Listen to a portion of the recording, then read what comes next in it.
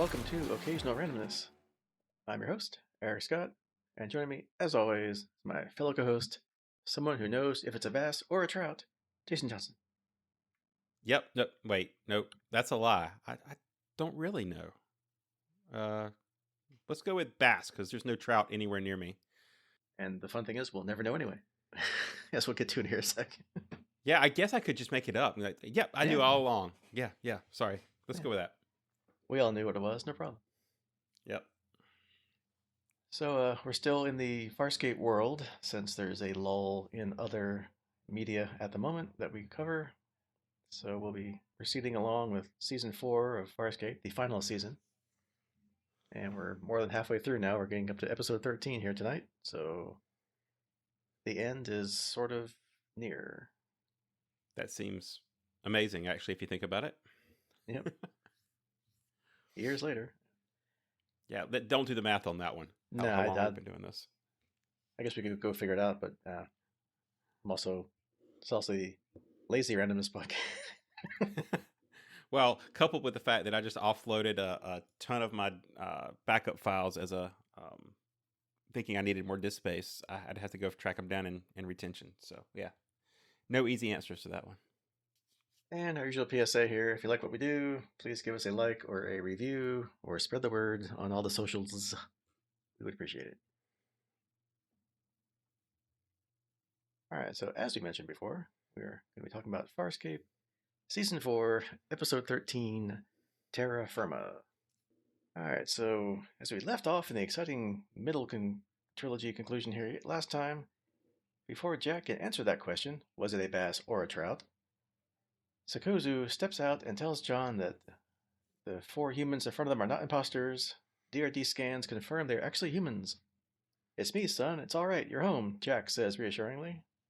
And you're alive, and if that wasn't miracle enough, this ship here is actually a living organism. Yeah, it is, John replies. Jack then points to Sokozu being another alien life form. You're batting 2 for 2 there, Dad. John asks how they got up onto Moya, and Jack tells him they sent a shuttle to open communications, and everybody at Yasa had a coronary when Sokozu answered in English. Yeah, she's too smart, John says, of Sokozu. Then one of the men introduces himself as T.R. Holt, the special advisor to the president. He congratulates John on the first contact with extraterrestrial life. John kind of chuckles and calls out the others from Lola, and as they step off the ship, John warns him, just don't make any sudden moves. The American officials look on in utter amazement. Sokozu tells John that Moya arrived in orbit 42 days ago. John tells her that, yeah, I guess some time dilation may have occurred between them getting here on Moya. John asks where is Scorpius, and she tells him he's in a pod at the far end of the wormhole, transmitting a signal so they can get back home. We cut then to John sitting on a pier back home in America, writing in his diary. He realizes that he's finally back home and thinks that seeing his friends and family again is so normal. We see him meeting DK and wife Laura. Remember DK, buddy? Hey, his best buddy. I've not seen since episode 2. Yeah, officially. Yeah, I guess maybe some weird flashbacks or something, or fake DKs later. Yeah, but yeah, this is the OG DK, so to speak. The crew is being contained in a waterfront mansion with full security teams standing by. It's a cage, but at least it's a gilded key. John says, of course, the suits are more interested in the technology. No surprise there. So they let them look, but they just can't comprehend it. Not yet. Some VIPs have even accepted translator microbes, but even they won't help some people listen. Not that you can blame them. But the alien life's not been going too crazy. His family's been helping out. His sister Olivia is hanging with them. His cousin Bobby is completely fascinated by the ETs.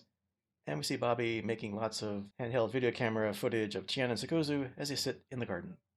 Tiana, of course, wants to go out and make friends. And, of course, meanwhile, Rigel and Narenti are trying to out the food and are the happiest of them all. Not so happy is T.R. Holt. John is trying to convince him that a trip on the spaceship with 500 of Earth's best would be a great idea. TR says, however, that the Farscape Project was and is an American initiative, so they should reap the first benefits of all this. A line that is repeated by Jack as well. John is adamant that this knowledge must be shared or no deal. TR tells him that Jack has been made EASA's director for extraterrestrial studies, and he tells John not to screw it up for his father. That's a nice suit, John says. you have to buy one, or does that come standard issue? This brings him to his dad. Jack's world has been turned completely upside down, so he's trying to make it right side up by putting up Christmas decorations, even though it's Florida and the whole block is cordoned off by security. Wait, are you saying we shouldn't put up Christmas decorations in Florida? I think it's fine, even though it never snows there, but yeah. Yeah, not true. Snowed last well, year. yeah, most of the time. All right. Jack says, well, it's family traditions. They're supposed to bring us together and to make everything normal. Aeryn asks, they do this every cycle? Jack said it's always been their favorite holiday. John recalls he loved Christmas, where Jack lit the fireplace and the smoke came down the flue because Mr. Jingles, their cat, was stuck in there. A cat? Aeryn asks, looking at its picture. Yeah, it's a pet. John replies. Does he talk? John nods and reminisces that it took months for his hair to grow back. Aeryn's puzzled, but smiles on, amused anyway. Jack brings out a Christmas decoration that John's mother used to love, that John made when he was 5, prompting John to ask if they're going to break out the bare-ass baby pictures next. Olivia and Jack say, hey, that's not a bad idea, and even Aeryn wants to see them. But John pouts, but is quickly distracted by the doorbell. He answers, and it's his old girlfriend Caroline, with a special delivery from Christmas past. She gives him a lingering kiss and welcomes him back to Terra Firma. Hey, ding, episode title. Hey, Caroline's here, John announces as Aeryn watches on in dismay. Jealousy. John realizes that things have changed. You don't get too close your eyes and pretend they haven't. Everybody's telling him how different he is, and yeah, they're right, but they don't have a clue why. And they can't know what he's seen, what he's done, or what's been done to him. They can't know what's out there waiting, and he can't tell them because they wouldn't believe him anyway. Caroline joins him on the pier. It's supposed to be his weekend off, but he's doing homework. Meanwhile, back at the Crichton home, or later, I guess, on the Crichton home, John is sitting on the couch, eating popcorn, watching a TV report about the panic the aliens have created. His dad joins him, saying Holt says it's bad on the political front. Every nation is demanding equal information from the aliens. John thinks that's inevitable, but Jack doesn't see why they should be given access. He thinks John is being naive, and the safest thing to do would be to keep it in America. Yeah, but space travel was your dream to unite mankind, John says. When did that change? Jack replies, September 11th. This isn't the same world you left 4 years ago. People don't dream like they used to. It's all about survival now. Whose survival? John asks. Olivia's survival? And Susan? And Frank? And Bobby's? Imagine them blown up by a suicide bomb or coughing up blood from a poison gas attack. This country's under siege. You don't understand the global situation now. John asks if that's because he's been out of town or because Daddy's always right. Jack says that's not fair. He says John doesn't want to argue with anyone, just insists that he's right. He accuses John of being the most stubborn in the family, to which John strongly disagrees. Kind of stubborn about it. Yeah, not stubborn at all. So Jack concedes they should probably split the title. John tells him that he's going into space tomorrow and invites him along, unless he's too stubborn. Meanwhile, back on Moya, we cut to Grayza's hunter, the Skreeth, lurking in the darkness. Remember him from last episode? Meanwhile, John, Bobby, Jack, Dargo, and Aeryn return to Moya. John introduces Bobby to DRD 1812, which will be his and Jack's tour guide for today, and they go off to see Pilot. Dargo asks John if he can check wormhole stability from command, or if he even needs to go back outside. No, command will be fine. I've had enough EVA to last a lifetime. See 2 episodes ago, hovering in space for a long time. Aeryn tells Dargo that the Prowler's systems all check out normal, and says he appreciates his keeping the scientist from damaging it. After a brief silence, Dargo leaves the pair alone, saying he'll meet them on command. John tells Aeryn that if she has a problem with the acid boys poking around her Prowler, she'd just leave it behind, as they've got more than enough things to look at. She asks if it would be better if she stayed here as well. Why, says John. I'm clearly not fitting in, she says. You're fitting in as well as any of us are. Whatever, it's up to you. She says that she does not mind his scientists poking around her Prowler, and she could even field strip the cannon. No, please don't do that. Thank you, no. They've seen enough, John says. Meanwhile, back in wherever they are, on the far side of the galaxy, on the command carrier, Raka asks Grayza what the device she has in her hand is. She says it doesn't matter. He won't remember anyway. And then slaps it on his forehead. Apparently, it's a communication device. She calls the Skreeth for its report, and it answers, talking through Raka. It tells her they're orbiting Crichton's home planet and got there through a wormhole. She tells Skreeth not to kill Crichton just yet, but learn all it can about the planet, its defenses, and its location first. The Skreeth really wants to interrogate John, but she tells him that he's proven resistant so far to many different forms of interrogation, and orders him to remain hidden for now. She disconnects Braca, who remembers nothing when he comes around and is thoroughly confused. She quickly changes to duty and orders him to ready the ship to destroy a planet. Which planet? Back on Moya, John tells Dargo that Moya is almost ready to leave, and Dargo says that Pilot and Moya are looking forward to giving humans their first trip to the stars. Although he realizes that they're not going, and asks John why he even offered them tickets in the first place. To give them something, otherwise they'd try and take it, he replies. John says they're giving them a few hints and then getting the hell out of there and hoping Earth will get its act together before the real space monsters show up. Meanwhile, Jack catches up with Aeryn looking for John. She instead offers him a lift in her prowler, and John joins them and tells his dad to join her. She's the finest pilot he's ever come across. Aeryn takes Jack to Saturn, and he savors the moment, commenting in awe that he is farther from Earth than any human has ever been. Aeryn corrects him, and that actually, no, he's not, and Jack says, yeah, I guess John does have a few more miles on me. Just a few. Yeah, just, several million or more, I don't know. Aeryn comments that John must be happy to be back on Earth. I'm not sure. He's having a rough time adjusting, Jack tells her. He hasn't talked much about what he's been through. Not even about his shipmates, Aeryn asks. Jack says that he's talked about their societies, their customs, and Aeryn says John thinks that her species and humans may be linked. Jack says he would not be surprised at all, and would think she was human if he didn't know any better. Jack says she has feelings for John, and Aeryn asks if that shocks him. He says no. It might if he thought of her as an alien life form, but he doesn't. He says that John actually hasn't said anything, but he believes John has feelings for her also. He did, she replies. Now... Jack says that now he's home, and that is one of the things he'll have to figure out. Just give him some more time.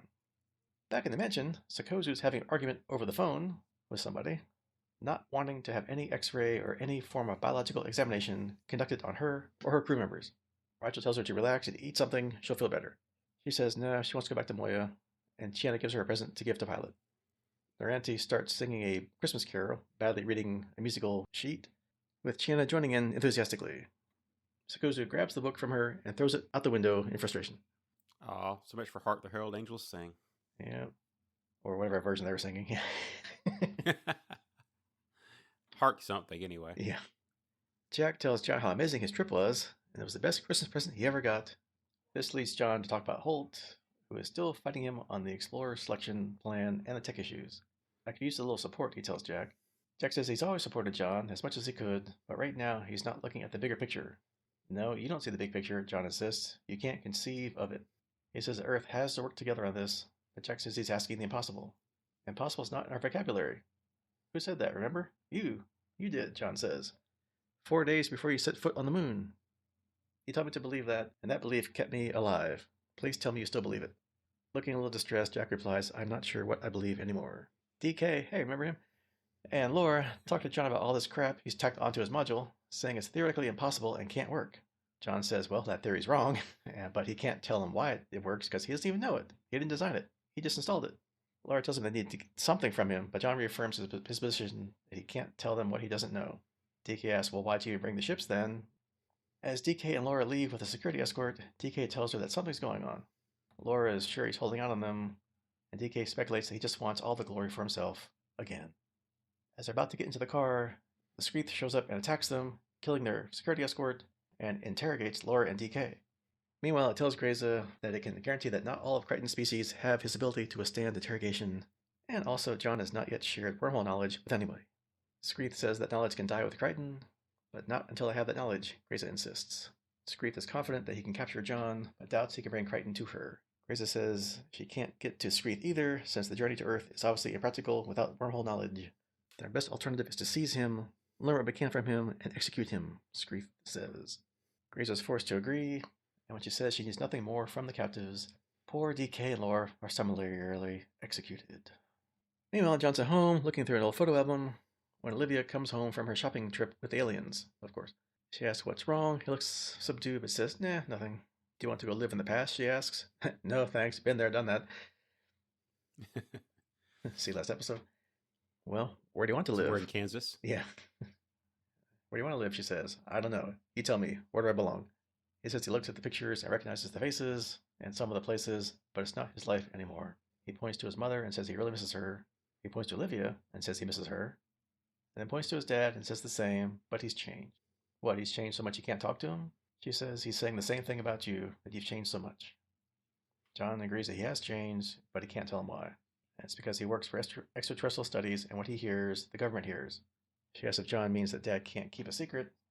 I mean, there was a mistake, John replies. It was an accident, and it shouldn't have happened, and there are things that the government cannot hear. Meanwhile, Aeryn has brought some presents to the mansion, ensuring Crichton isn't there, since they're gifts for him. Dargo says he's not here, but his cousin is outside interviewing Caroline Wallace. So outside, Bobby is filming Caroline and asks how long she's known John. I met him 6 years ago, she says. And he asks how long he's been his girlfriend. But when she spots Aeryn walking over, she tells Bobby to cut it. Aeryn says don't stop on her behalf. She's interested in the answer. And Caroline asks if she'll tell her why she wants to know. And Aeryn says John and I were in a relationship. Caroline asks what kind. It's kind of complicated. Aeryn says, Caroline says she and John had a much simpler relationship, just casual times, but that was before. And now she says that he does not even want that much. But he's been spending time with you, Aeryn comments. Caroline says he thinks he's been testing himself, working out what he really wants, and it's not her. I'm sorry, Aeryn says. No, you're not, Caroline replies. She asks if Aeryn still wants him. Yes, but it doesn't matter. He doesn't want me either. Caroline begs to differ and thinks that he does. And when she asks about Aeryn, he said there's nothing going on. Aeryn says that's a bad thing, but Caroline says she's a lot to understand about humans. Sometimes when we repeat something so much, it's because we're trying to convince ourselves of the truth. And that is that John still loves Aeryn very much. Meanwhile, on the other side of the wormhole, Sikozu has joined Scorpius in another transport pod. She soon realizes that he's trying to turn the pod into a bomb. He tells her the wormhole is traversable, therefore they can't let Grayza find it. Sikozu asks if he thinks her carrier will return, and he says his spy aboard has been unable to discern Grayza's current strategy. But if she does return, he will detonate the pod inside the wormhole, which should destabilize it. But how would you survive? Sikozu asks. He says, I won't. She says he would have a better chance of destabilization with 2 pods. He grabs her, asking if she would like to observe the sequence. We'll leave that creepy scene and go back down to Earth. A little mind soap. Yeah. Things you can't get out of your head. Back on Earth, Dargo tells John that Sikozu went back through the wormhole, but says she's not going to return to Earth. John says that's good. Meanwhile, Holt is still trying to persuade Jack to make John bend because he's getting an earful from up above. The Joint Chiefs want to classify the technology as a national security risk and impound it, but Jack says John is never going to allow that. He'll take it away instead. Holt says all he wants is a compromise and urges Jack to convince his son. Jack calls everybody to attention and gives a speech. I once told my son that he'd get the chance to become his own kind of hero. Well, he got it and made the most of it. I also taught him to stick to his guns when he thought he was right, so I can't fault him when he does. I've heard it said he should take our judgment over his because he owes us. I even said it myself. Well, we're wrong. Look at the friends he's discovered, the miracles he's brought, and ask yourself, what does he owe us compared to what we owe him? Now John insists that we share these wonders with the rest of the world. But some people are afraid of what that means, of what will happen if we do. John's afraid of what will happen if we don't, and I'll go with that. So as IASA's project director for extraterrestrial studies, I hereby invite all nations to participate in the ongoing Farscape mission. Everybody applauds, except for the officials that scowl at him from the crowd. John asks what made Jack change his mind, and Jack tells him because he believes in John. John says that means a lot. There are a lot of things they should talk about. Jack says it's Christmas Eve, so John says, we'll talk later. They get into the car, but the camouflage Skreeth is on the back and follows them home. Aeryn also gets to John's house, tells Olivia that she knows she's preparing a private dinner, so she won't stay long. Aeryn returns the clothes Olivia lent her with thanks and an apology, saying she's just more comfortable in her regular attire. She also brought back the books she borrowed and tells Olivia she really appreciates everything. Olivia asks if she's leaving, and she says possibly. Olivia says that Aeryn will at least be here in the morning, right? With the rest of them to open presents. Nah, may not be, she replies. She says nothing bad has happened, she just needs to be on Moya for a while. Meanwhile, Gianna, parting away, who gets a little tipsy, is flirting with one of the older officials. Dargo apologizes on her behalf and drags her away to the parking area and says, don't you know all humans are bigots? They even fight among their own species. Gianna suggests that may be why they've barely left their own planet. Yeah, probably. Suddenly, Dargo smells something bad, follows his nose, and spots the dead bodies of Laura and DK shoved into the backseat of a parked car. John and Jack arrive back home. As Aeryn apologizes to John for being here, she just had to return something to Olivia. Do you want me to go back to Moya? She asks. Well, we've talked about this. It's entirely up to you, he says. Well, fine. I'll go with what you prefer. Look, I'm not trying to pressure you, John. I'm actually trying to take the pressure off. Would you be happier if I wasn't here on Earth? Just give me an honest yes or no. As she gets teary-eyed, Jack asks her if she'll join them for dinner. She says no, she couldn't oppose, but Jack interjects and tells her there's always room for one more.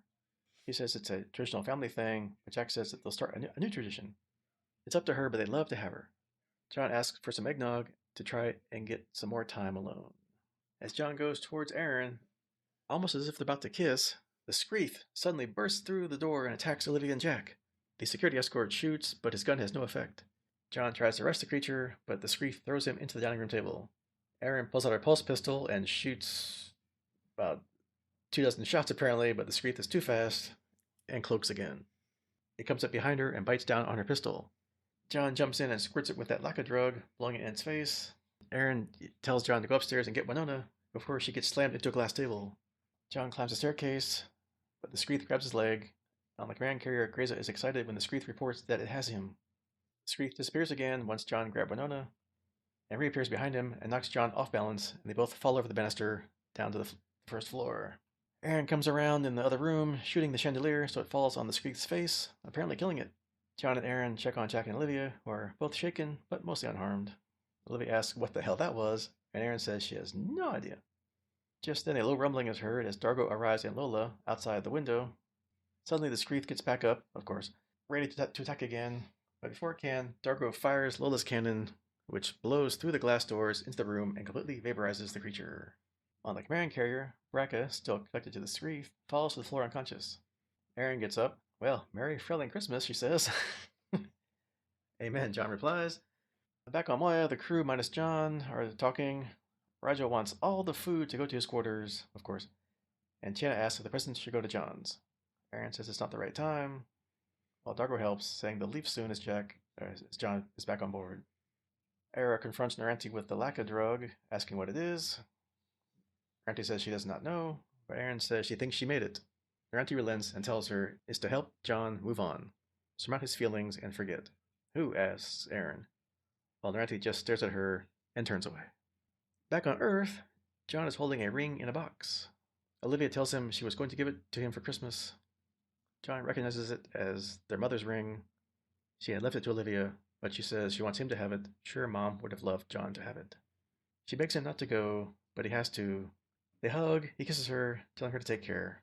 Jack comes over and tells him, stay. They'll guard the wormhole, make sure nothing gets through. John says, no, he's got a job to do. And Jack replies, I don't want to lose you. I can't shake this feeling that you're not coming back.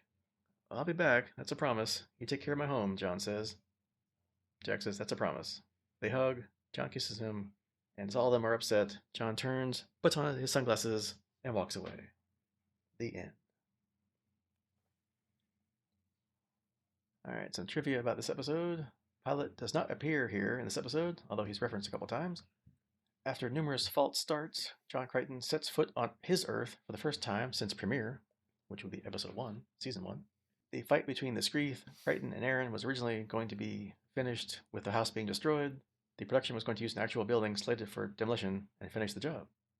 According to the script, the episode begins during the fall of 2003 and ends on Christmas Eve. Ben Browder lists this as one of his favorite episodes of season 4 and of the series entirely because it took the risk of taking Crichton back to the real Earth. The line Merry Frelling Christmas was an ad-lib by Claudia Black, and the Skreeth was deliberately colored green as an homage to Dr. Seuss's The Grinch. Oh.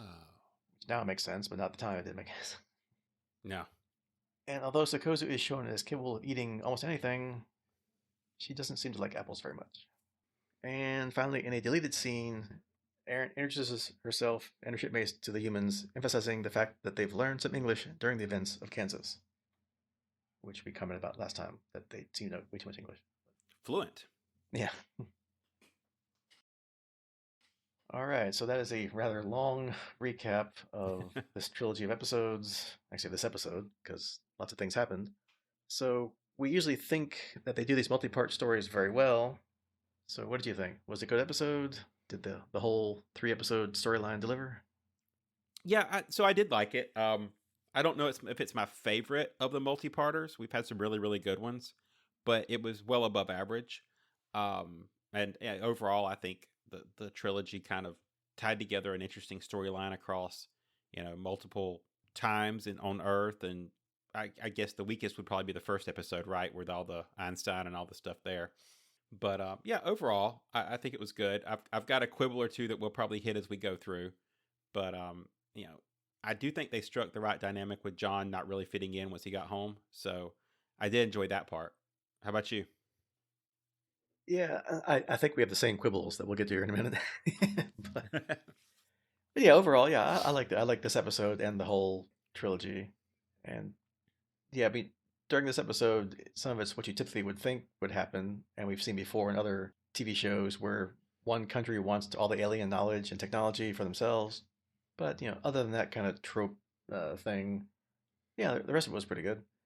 It was fun seeing John with his family again. His real family. Not fake families that we've seen over the years, but his real family. Yeah, it is kind of weird thinking of Jack as actually being his dad, right, as opposed to the Jack we got to know in the middle somewhere. So Yeah, anyway, an alien or a fake thing in your head or whatever. Yeah, so it's his actual dad finally. And yeah, it's kind of fun how they interacted with Aeryn. Kind of almost treating her like family. And of course, it's always funny to watch how our alien crew reacts and acts to things on Earth and people on Earth, like last episode. Rigel's still eating everything he can, not getting sugar high this time, so I guess that's good. I guess he's learned something there. yeah, he should be going through withdrawals. I mean, I know, goodness. yeah. And of course, the girls go shopping. And hey, look, DK. Oops, never mind. Oh, So we'll get to that in a minute. And yeah, we make progress with the overall plot of John and Aeryn, with Grayza. So yeah, I mean, I think this is another good multi-part episode. yeah, So I agree. Like we said, we'll dive into some of the mhm. details, but overall, they stuck it. We'll see. Like, would we say we're over halfway through with this season, so it'll be interesting to see where they go from here. But yeah, let's dive in because I do want to hit a couple things. So Yeah, so of course we joked about it at the top of this thing when we start off, and what we said last time in our recap, or guessing what happened next time. We don't get the answer to our questions. Was it a bass or a trout? We'll never know. I guess it doesn't matter since John knows they aren't imposters, so that was the whole point of the question. But we also don't really learn why some of the same people from last episode in 1986 are there on Moya in 2003, except for his dad, which makes sense. But the other three people that we saw before, I'm just thinking it's because you want to save the cost of hiring more actors, and you can just film it like last time, with the same people, and then cut it to this episode. So, but that's my opinion. I don't know. But we do learn, though, that it's been 42 days since Moya appeared and before John and Lola and company returned from the past. So, Jack says they came up in a shuttle after talking to Sakozu. So I'm guessing they were hanging around Moya for like a month and a half before John came back? if that's the case, they sure don't learn their way around because Jack got lost a couple times. Yeah. Um, but yeah, I agree that must have been the economy of actors there, but it would have been cool to do like some kind of Men in Black or whatever kind of reference there to why. And yeah, I do question why they let Sakozu be the one to do any of that since we know how trustworthy she's been lately. So Yeah, although from who was left on Moya, it was her and Scorpius. So do you want Scorpius being the spokesperson? no, but I guess yeah, that's true. But at the same time, it's like that would have which John did separate them pretty quickly because she's too smart or something like that or whatever the line was there. But I guess he did kind of see it, but what do you do? You're right. Yeah, so I guess the better of the two. I guess Pilot's not gonna say anything because well he wasn't in this episode, but it's not. And yeah, so apparently if it's been 42 days, so that wormhole has been open for at least that long, and at least from the trivia, it's been months, like the fall through Christmas Eve, right? So that's at least 2 months, maybe. So that's interesting.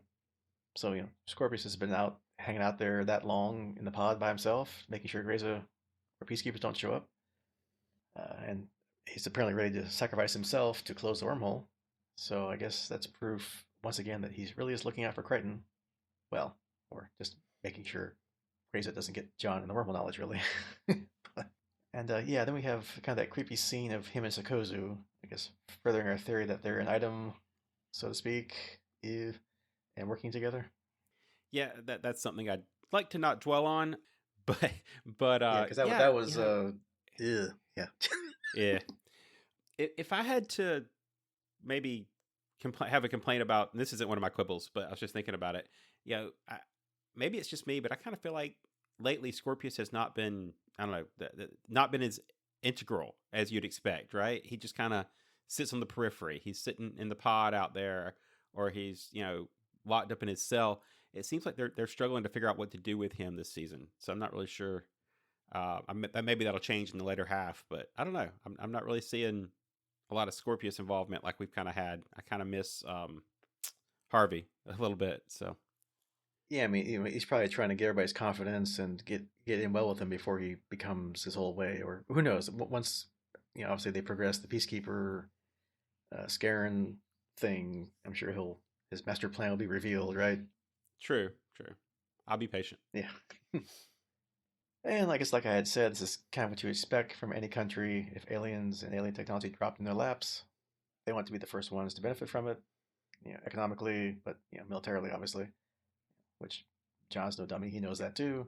So he doesn't quite give them anything concrete. He just kind of like strings them along, right? And he's not he's kind of stringing them along enough where they don't force the issue. They think they're getting something just slowly, and then by the time they get a little annoyed at the speed, they're gone, right? It's like, hey, come on, look at Moya. Check out my pod and all my upgrades. Hey, check out this Lola ship that Dargo has and this Prowler. Look, different technology. Isn't this cool? Here, try the pulse pistols, which was hilarious. The guy shoot it and things blow up. He's like, whoa, that was kind of fun. But yeah, John's just like, yeah, I just plug it in and it works. I don't know how, I'm not, I don't know how it really works. I just, look, it just works. And kind of slow rolling the crew, helping them out, like, telling Aeryn not to fuel strip the cannon to like show them how it works. Just like, yeah, you're good with that. So, but that of course leaves lots of frustration with the political people and the scientists, including John's best friend and fellow Farscape Project member who helped create the whole thing, DK, and his new wife that we just met and unmet. Yeah, well, no, I'm sure they'll live. DK's got plenty of time to figure all this stuff out, so he'll be around for a while, so it'll be okay. But yeah, I don't know. I do kind of have to give him credit for the leveraging the 9/11 fallout and how the countries would interact. I think that was one of my favorite parts of this whole dynamic, right? Because that's really what's supposed to have changed Jack's mind and kind of closed him off a little bit. And as this progresses, John knows that it has to get, that all of Earth should share in the technology because of what's coming and what's really out there. There's bigger enemies, right? But Earth is still focused on Earth. They don't understand that. So I do like that dynamic. It's one of my favorite, like, unified versus an external threat approaches to sci-fi. And so it's kind of see them slightly leverage it here. It doesn't, obviously they move on before it really needs to, and it was kind of sleight of hand, but it's still a nice touch. Yeah, I mean, rather than ignoring that it happened, they kind of weave it into the story and make it make sense. So that was good. I applaud that too. And then yeah, DK, poor DK, and Laura, who we met the first time, I guess. I don't know, but whatever. But yeah, more importantly, DK, right? He's been John's best friend since childhood. He was one half of the Farscape Project. I mean, he and John came up with the whole idea of, I think using gravity as propulsion or helping it slingshot the ship and go faster, and then poof, wormhole, and here we are. So he's kind of important to the whole thing, and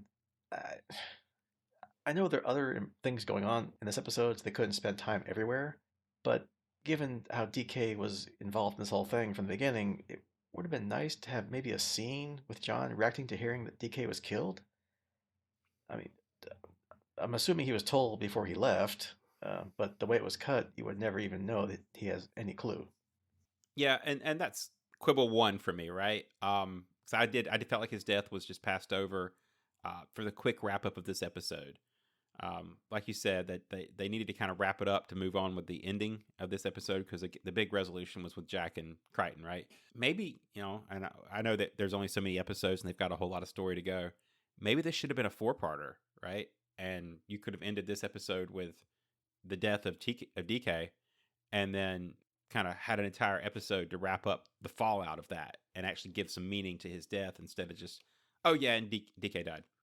Yeah, and I was going to save this for the end, but yeah, one of the things I was thinking of when Dargo and Chiana found their bodies is, oh no, I hope that they don't get pulled into these aliens are murderers, they kill Earthlings, and then go down that path, which they didn't, given the time crunch they had. They couldn't even fit that plot in. But yeah, if they broke it out into 4 episodes, that could have been a couple scenes, in episode 4, right? If they wanted to stretch it out. Yeah, and like I say, I mean, they've got bigger things to do as we get back and resolve the actual, Farscape story.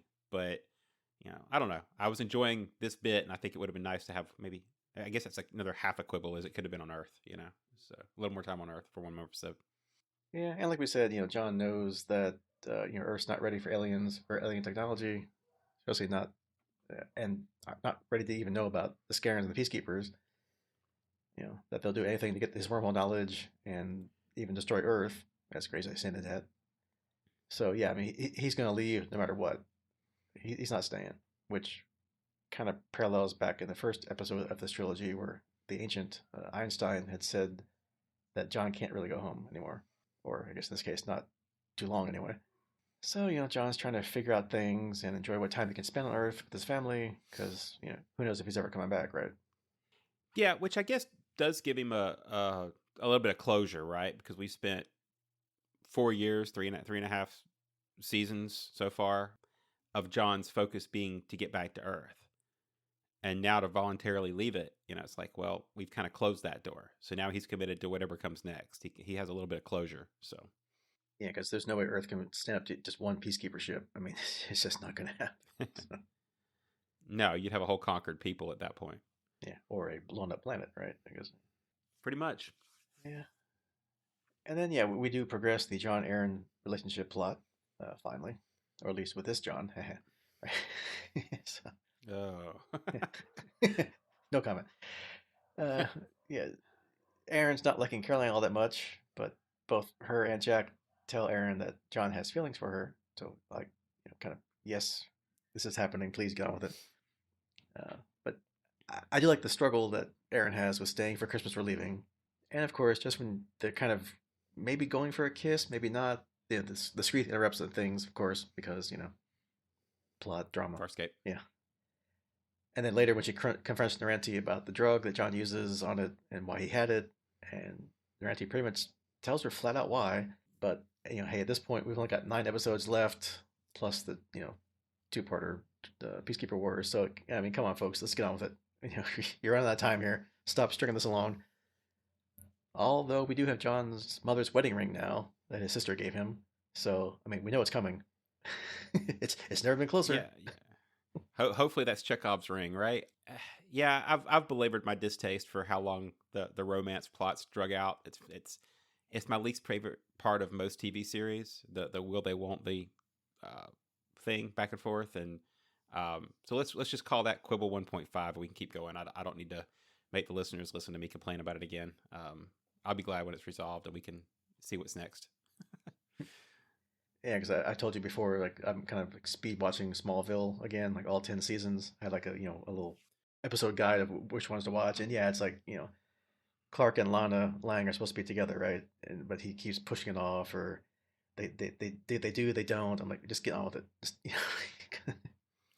Well, and not the tangent, but that is a major part of a lot of TV shows, right? I mean, I was a big Castle fan when that was first coming out. Yeah, with the Nathan Fillion writer with a cop TV show, and man, they drug that thing out for like that was another show that went like 4 years of it's coming, but we're just gonna they're gonna now we miscommunicated, we're gonna date somebody else, all these miscommunication romance things, and so it's a trope. It's just I think we've resolved this with one John once. Can we get there again? Yeah. And then you go the other route. Like, if you ever watch Moonlighting from back in the 80s with Bruce Willis and Sybil Shepherd, where they kind of like that, like, tension going back and forth, like the romantic attention or whatever. And then when they finally did fall through on it, then the whole show collapsed at that point, because it was the fun of the them going at each other, not actually doing anything. And then when they finally did it, we were like, eh. So. Yeah, I think it can be done well, Mm-hmm. but yeah.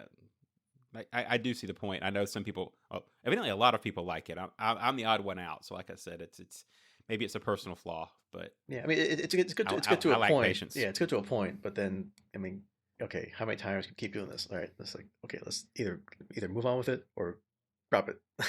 So, Well, and like we said, I think the fact that we had one clone, or I guess one full copy, I'm not sure how that actually worked. Anyway, get resolved once, right? They had the relationship, and then to have that, reset, kind of like, okay, yeah, we got to do it again. and yeah, so back to our little friend, the Skreeth slash Grinch, whatever. We get more of what Farscape's known for, which is interesting organic technology, like the way with how Grayza communicated it to it, and it, back to her. So the device she slaps on poor Braca there can let it speak through that person, which is kind of cool. Apparently, it's got a really huge range because wherever she's at in the command carrier, all the way to Earth. Did it go through the wormhole signal? Did it not? Anyway, whatever. I didn't think about it too much. Just like, okay, it's cool Farscape technology, whatever. And typical Farscape. It's got some good fight scenes here at the end. Maybe it was a little too over the top by both the chandelier that falls on it and seems to kill it, but no, like most horror stories, if you don't kill it twice, it's not dead. So we have to totally obliterate it by Dargo's ship's cannon. I mean, this thing like destroyed a whole Leviathan. So, but somehow it's got really fine control, and it can just take out one creature in a house and not take out the house, or anybody standing like 3 feet from it. But hey, it's Farscape. I'll allow it.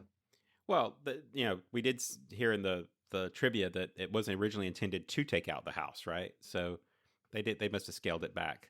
Yeah, way back. way back. Well, the thing you got to figure out why everybody didn't, like you said, why everybody else didn't die in the house with it, right? So it does at least make more sense this way. So we're gonna hit main quibble 2.0, right? This is my other major issue with this episode, and that's that I didn't like the design of the Skreeth. Bonus points credit for I give it 2 bonus points. One for the tech, right? The communication thing. I thought that was really really different and neat. Don't think about it too hard, but that was cool. The second was knowing it's a homage to the Grinch.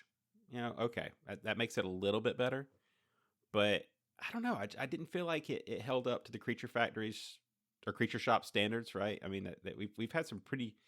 I don't expect them to be like high budget, modern day CGI type alien stuff, but we've had some pretty good aliens, and this one was kind of like, okay, not super well done. And then I guess going through the recap and everything, the second part that makes me annoyed with it is the name Skreeth. All I hear is Screech from Saved by the Bell, and that's really messing me up as well. So the Screech tried to kill everybody. That's what I'm hearing. Yeah, you get those geeks mad, boy, and they no anyway. Yeah, Dustin Diamond, man, he'll come after you. Yeah, and yeah. Speaking for other aliens that are well made, I do love the scenes again with the crew interacting with those dumb humans and more of Earth's offerings. Rigel and Naranti loving all their food, and of course taking a bunch of it onto Moya. So I guess there goes our supply problem for a while, right? Or not, depending Yeah, on until they run out. It's like it'll be like crackers, man. They'll run out eventually. yeah, they'll matter. Yeah. And yeah, I guess Sakozu tries an apple and spits it out in disgust. So I guess Earth food not for everybody. And is it stereotypical that the girls go shopping and love it? Yeah, probably. Yeah. But stereotypes are stereotypes for a reason. So okay, sure. But yeah, why is somebody talking to Sakozu on the phone, which was funny, asking her for like biological samples and tests, and she's like, no, I don't. No, I don't want this. Why are you calling me? What is this? So, could have happened in person rather than the phone. Maybe they're just really persistent and asking again, and we just didn't see the first time. Either way, it was still funny. So yeah, I took that as maybe it wasn't the government. It was a telemarketer, a private company reaching out, offering her like, hey, we'll give you X dollars or whatever if you'll let us do an X-ray or something, or how about just a small tissue sample? Almost a telemarketer level, not necessarily government stuff there.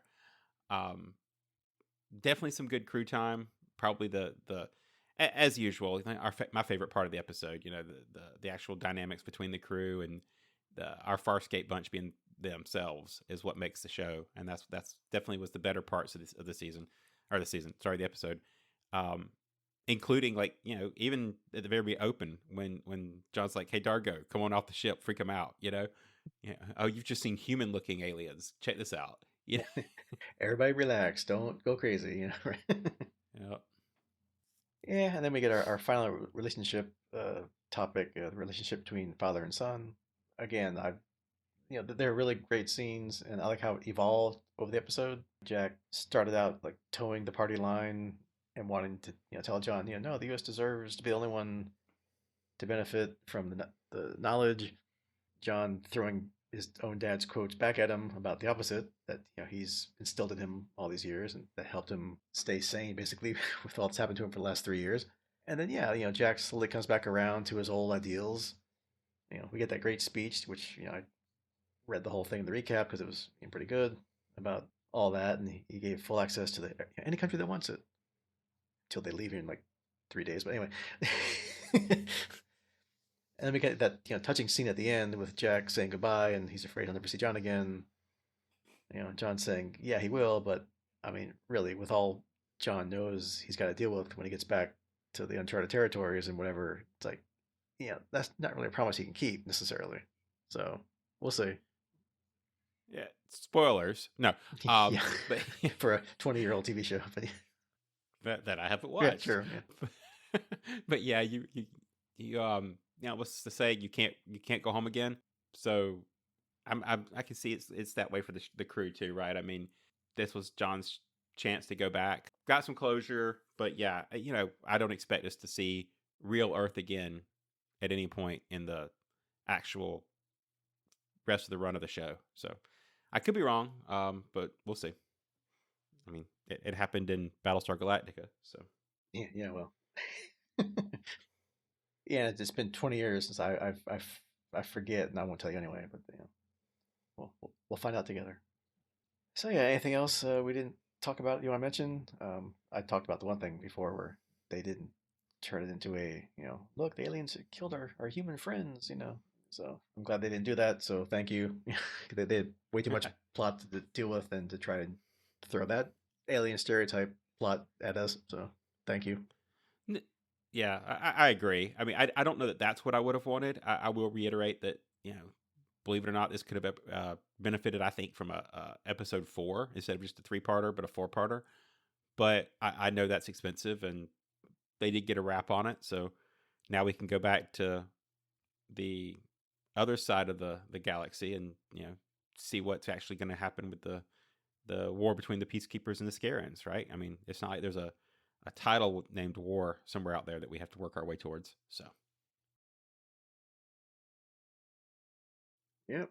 And speaking of which, so next time in the Farscape saga here, we'll be covering season 4, episode 14, Twice Shy. So I guess playing our usual guessing game of what does that mean? Well, the first part of that phrase is once bitten, twice shy, right?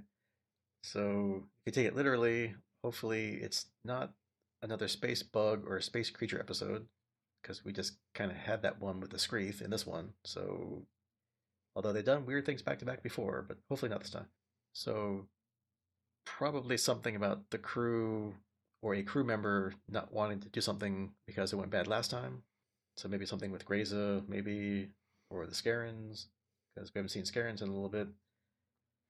And we're getting towards the end of the season where this big peacekeeper Skaren peace deal or meeting is going to be happening here soon. So we got to start getting to that, wrapping that up, and getting other plots further along. Or the Aeryn John love triangle thing.